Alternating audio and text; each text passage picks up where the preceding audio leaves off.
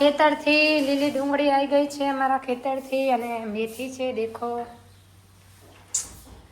પરી જય બાબારી બોલ. પરી તો અમારે જોઈ હમી જ નથી રહેતી.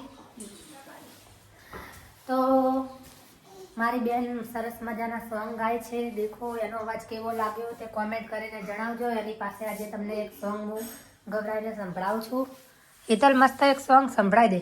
રણુજા વાળો મારી કાળજાની કોર, રણુજા વાળો મારી કાળજાની કોર, લીલી ધજાઓ માથે બોલે જેણા મોર, બોલે જેણા મોર, લીલી ધજાઓ માથે બોલે જેણા મોર, બોલે જેણા મોર. રણુજા વાળો રામ, રણુજા વાળો, રણુજા